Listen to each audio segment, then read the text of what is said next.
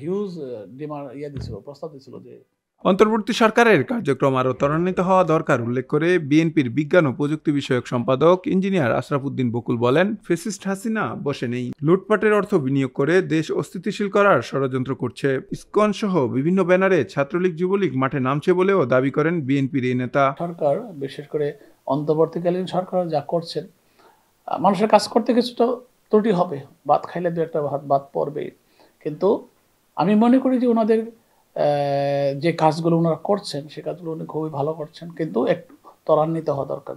যত দেরি হবে তত হয়তো বা অনেক ধরনের ইনফেকশন বেড়ে যাবে, অনেক ধরনের অঘটন ঘটে যাবে। কারণ ফ্যাসিস্ট হাসিনা তো এখনো বসে নেই, তার তো টাকা পয়সা অভাব নাই, তার তো হাজার হাজার কোটি টাকা সে ভারতও নিয়েছে, দেশ বিদেশেও নিয়েছে।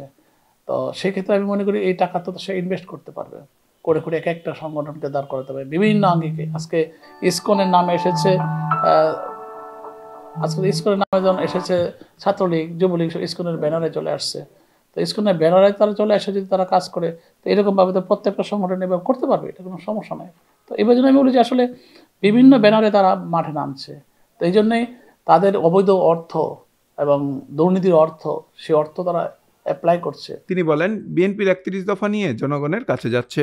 এই ৩১ দফা রাষ্ট্র মেরামতের পাশাপাশি বিএনপিকে সুসংগঠিত করতে দরকার বলেও মনে করেন তিনি। বিএনপি তার নিজের দলকে আরও সুসংগঠিত করা, আরও সুন্দরভাবে সাজানো, তার নিজের মধ্যে ইন্টারনাল কমান্ডিং স্টাইল আরও বৃদ্ধি করা, নিজেদের মধ্যে নিজের নেতাকর্মীদেরকে আরও প্রশিক্ষিত করা, যে কারণে নাকি আমরা একটা প্রশিক্ষণ কর্মশালা শুরু করেছি, প্রশিক্ষিত করা। এবং ৩১ দফা নিয়ে জনগণের কাছে আমরা যাচ্ছি, এবং এই ৩১ দফা রাষ্ট্র কাঠামো মেরামতের জন্য যেমন দরকার, ঠিক তেমনি আমার দল সংগঠনকে আরও গোছানোর জন্য আরও অনেক পরিকল্পনা আমাদেরকে হাতে নিচ্ছেন আমাদের কেন্দ্রীয় কমিটি। দেশবিরোধী ষড়যন্ত্র মোকাবিলায় বিএনপি সাংগঠনিক দক্ষতা বাড়াতে কাজ করছে বলেও জানান বিএনপির এই নেতা।